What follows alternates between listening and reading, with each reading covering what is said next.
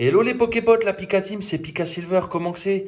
Aujourd'hui, alors on se retrouve pour une nouvelle vidéo, c'est les défauts des cartes, les cartes fautées, les petites erreurs et tout ça. Donc je vais tout vous expliquer dans la vidéo de ce que je connais sur ces cartes. Et restez bien jusqu'à la fin de la vidéo parce qu'il y aura une petite surprise à la fin. Et ça, c'est juste après l'intro. Let's go!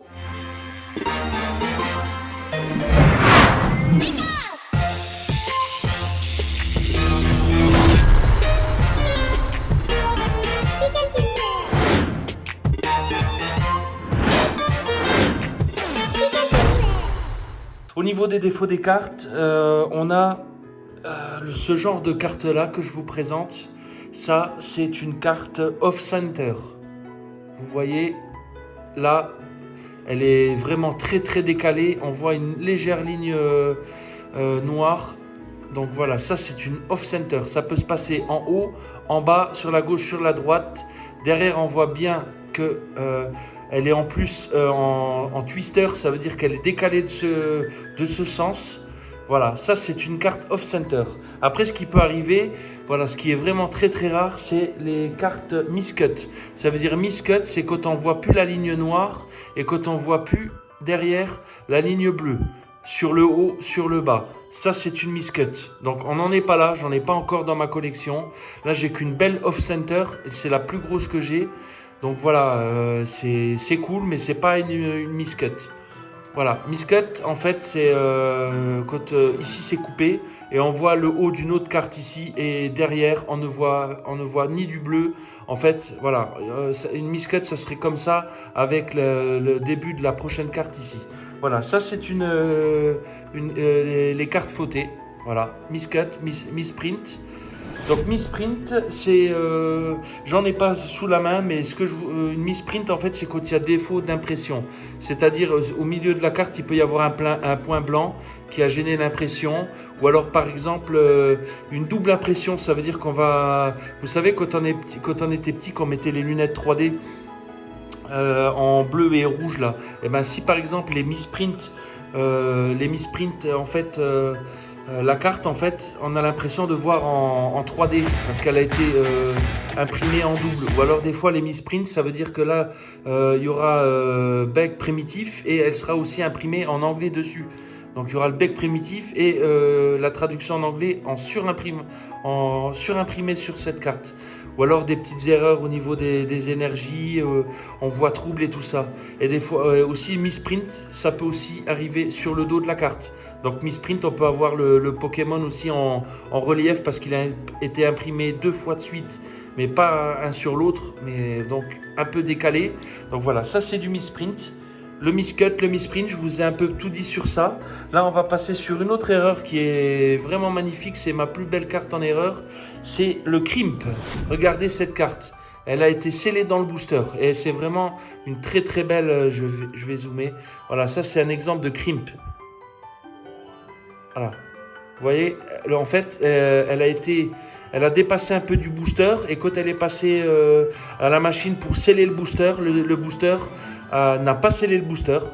Voilà, puisqu'il y avait la carte entre les deux plastiques. Et là, voilà, ça c'est un exemple de crimp. Ça s'appelle du crimp. Voilà, c'est ça. En plus, un petit carapuce en crimp, un starter. Donc voilà, donc c'est pas mal, ça ajoute un peu de valeur ajoutée à la carte de collection. Voilà, une dizaine, une quinzaine d'euros, c'est cette petite carte. Donc voilà, c'est top. Donc voilà, là j'avais un autre exemple de off-center. Donc là c'est off-center sur décalé un peu sur le bas. Donc voilà, voyez-vous, regardez. Là, ici, l'écriture de la collection est presque au ras. Donc voilà, c'est pour vous dire que le misprint, ben en fait, un vrai misprint, on verrait plus de jaune et ici, on verrait l'inscription de cette carte en haut. Voilà, après, comme défaut, on a aussi un peu de silvering. C'est pour ça que j'ai gardé cette carte. Le silvering, c'est que, bon là, c'est une reverse. Et le silvering, c'est un petit défaut. Voilà, par exemple, si on veut grader une carte, et le silvering, ça veut dire que un peu l'argenté de la carte ressort sur les bords. Donc là, on a un beau exemple de silvering. Voilà, vous voyez un peu, ça brille. Voilà. Ok, let's go. Ok. Donc aussi, un exemple de carte que je n'ai pas à vous montrer, c'est le Square Cut. Donc un exemple, le Square Cut, ça serait une carte qui serait carrément un bord carré. Voilà. On peut avoir 2 bords carrés ou alors les 4 bords carrés, mais ça c'est plus sur les premières séries du bloc Wizard, d'avoir les 4 blocs carrés. Donc voilà, un square cut, ça veut dire qu'on a une carte avec un bord littéralement angle droit carré.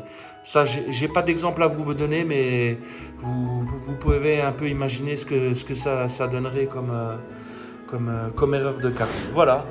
Dernier défaut, mais là c'est un défaut qui nuit un peu à la collection.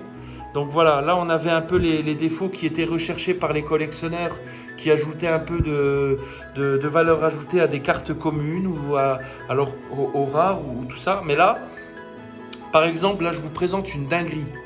Voilà, ça c'est le Charizard du XY Evolution en 2016.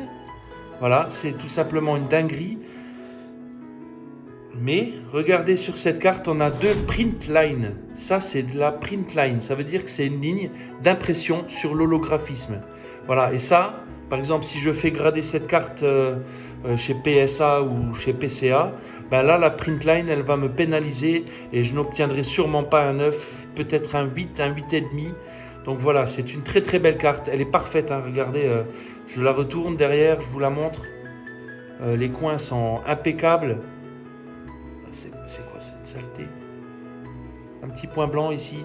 Il faudrait que je vérifie ce que c'est. Bon, on la voit. On voit parce que c'est le téléphone. Un petit point blanc. Là, ici. Un petit point blanc. Ok, bon, ça, c'est pas moi parce que c'est sorti de booster. Ok. Un petit point blanc. Et là, c'est 2 print lines. Voilà. Je fais tourner un peu la carte. Là, on a 2 print lines ici dans l'holographisme qui pénalisent vraiment... Voilà. Dites-moi dans les commentaires si vous apercevez bien ce défaut sur cette carte. Voilà. En fait, s'il n'y aurait pas eu ça, ben la carte, elle aurait eu potentiellement 9, 9,5.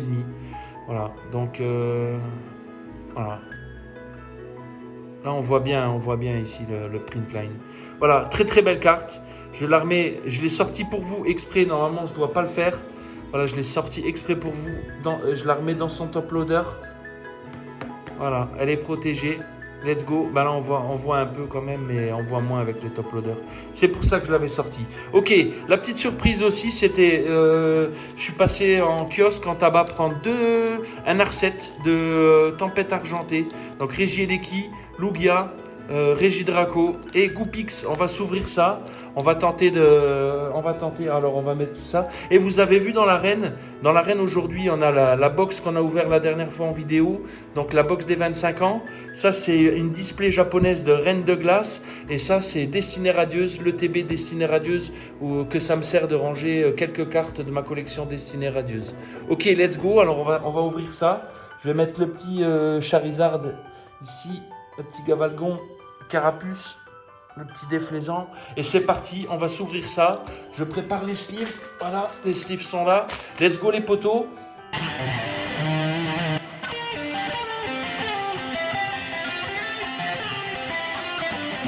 N'oubliez pas, abonnez-vous, ça me soutient dans ma création de vidéos et ça permet de faire de plus en plus de belles choses.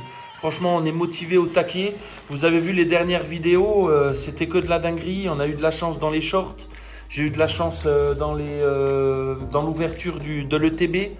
Donc voilà, c'était vachement cool. En plus, j'ai partagé avec vous le moment de l'ETB 25 ans. On n'a pas eu de banger, mais vous voyez, j'ai eu dans les commentaires comme quoi les gens disaient une ETB célébration 25 ans. Ben, au moins, si on n'a pas de banger, au moins on a des belles cartes qui font toujours plaisir, comme les Pikachu Surfer.